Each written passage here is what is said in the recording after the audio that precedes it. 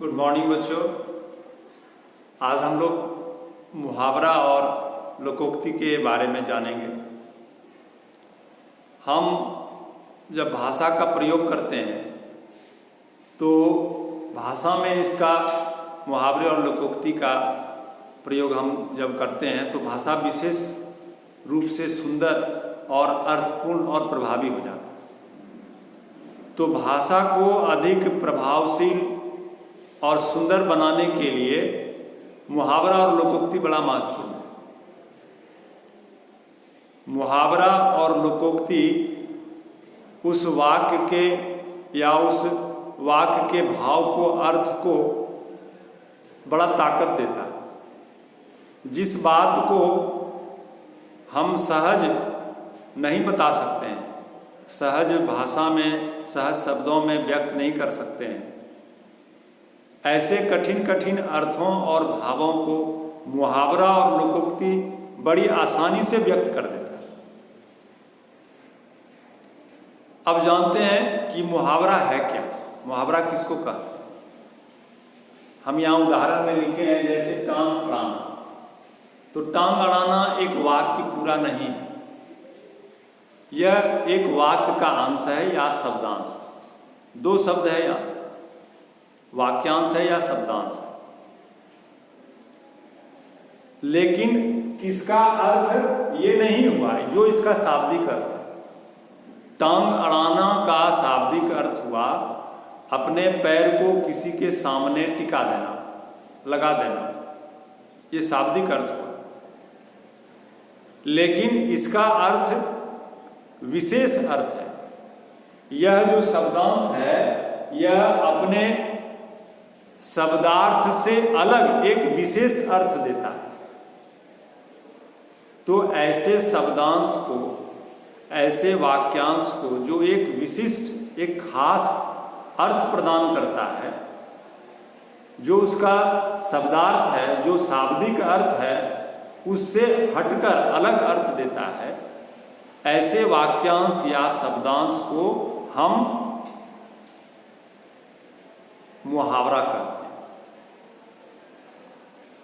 अब देखिए नीचे में जो हम लिखे हैं, मन चंगा तो कठौती में गंगा, यह एक शब्दांश नहीं है, वाक्यांश नहीं है, एक पूरा वाक्य है, एक स्वतंत्र वाक्य है। लेकिन इसमें, इस वाक्य में जो इस वाक्य का अर्थ हुआ वह अर्थ नहीं है, एक विशेष अर्थ दे रहा है।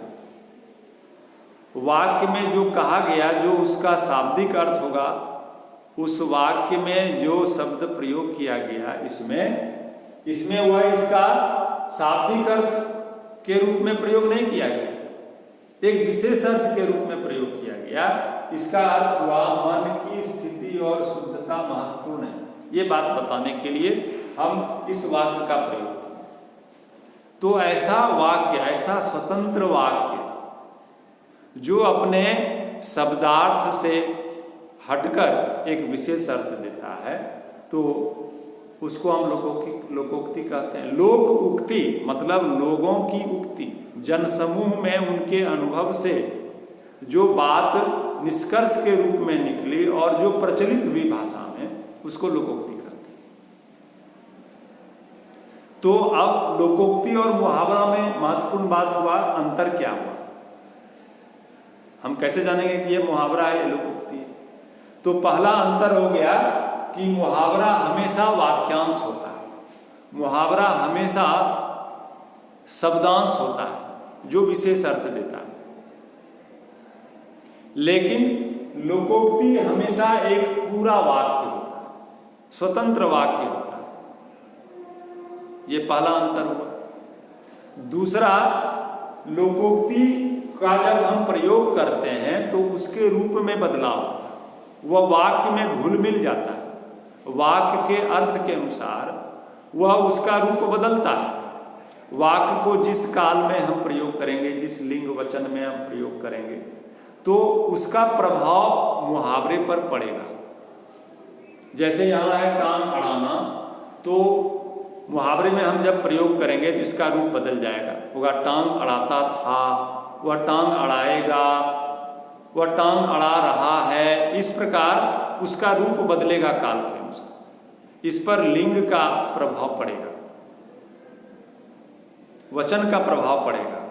पेट में चूहे कूदना, तो इसका जब हम प्रयोग करेंगे तो इस पर लिंग वचन का प्रभाव पड़ेगा, काल का प्रभाव पड़ेगा।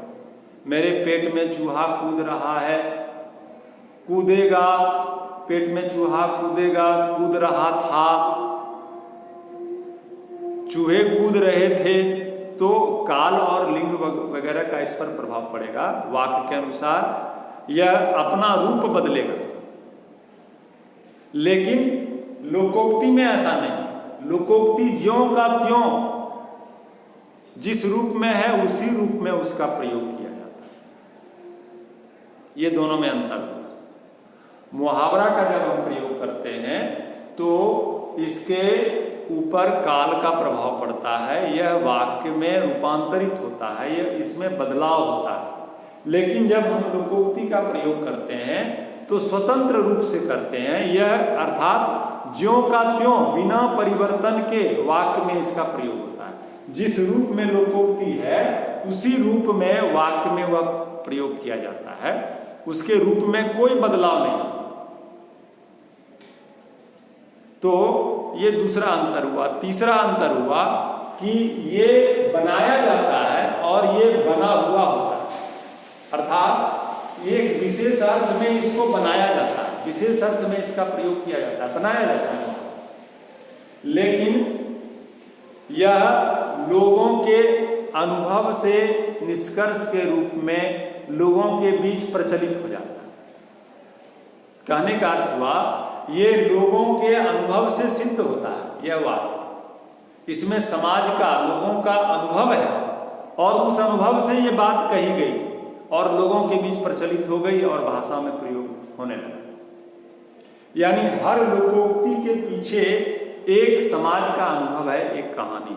कोई जरूरी नहीं है कि हम उस कहानी को जान लें, है ना, लेकिन उसके पीछे कहानी होता है, लोगों का अनुभव होता है, वह समाज का एक अनुभव का निचोड़ होता है जो बोला जाता है, लोगों के बीच बोलने में प्रचलित हो जाता है और फिर भाषा में उसका प्रयोग होने लगता है। जैसे हम लिखे मन चंगा तो कठौती में गंगा, तो इसके पीछे एक कहानी है जिससे ये बात सिद्ध होती है कि मन की शुद्धता, मन की स्थिति बड़ा महत्वपूर्ण होता है। और ये निष्कर्ष हुआ, ये अर्थ हुआ, इस अर्थ में ये बात कही गई। तो लोकोक्ति के पीछे, लोकोक्ति का अर्थ ही हो गया लोक की उक्ति। लोक मतलब संसार, मतलब लोग, जन समूह, संसार में जो लोग हैं उनका जो अनुभव है वह अनुभव से यह बात आया। इसका निर्माण समाज के अनुभव से हुआ, लेकिन इसका निर्माण अर्थ के हिसाब से किया गया। तो ये मुख्य रूप से अंतर हुआ किसमें, मुहावरे में और लोकोक्ति में। ये विशेष रूप से ध्यान देना है कि जब लोकोक्ति का हम प्रयोग करते हैं तो बिना बदलाव किए, इसमें बिना कोई परिवर्तन किए इसका प्रयोग किया जाता है स्वतंत्र रूप से वाक्य। जबकि इसका प्रयोग हम करते हैं तो यह वाक्य के अनुसार बदलता है, उसका रूप बदलता है, उसमें बदलाव होता है, उसमें परिवर्तन होता है। तो कुछ लोकोक्ति और कुछ मुहावरा हम आपको भेजेंगे जिसको आपको याद करना है, लिखना है, याद करना है और उसका प्रयोग करना है। धन्यवाद।